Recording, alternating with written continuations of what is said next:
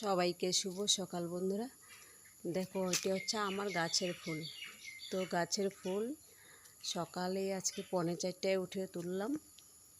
পাপা স্কুলে যাবে, স্কুলে ফুল নিয়ে যাবে, বাড়িতেও বলছে পতাকাটা সব রেডি করে রেখেছে। তাই আজকে স্বাধীনতা দিবস উপলক্ষে ফুল নিয়ে স্কুলেও ফুল নিয়ে যেতে হবে। তাই বলেছে মামি সকালে উঠে আমাকে ফুল তুলে দিও। গাছের এই ফুল সবাই ভোরবেলায় উঠে বেড়ার ওপার থেকে নিয়ে চলে যায় চুরি করে। কে কে নেয় জানি না, তাই আজকে আমি খুব সকালে উঠে তুলেছি।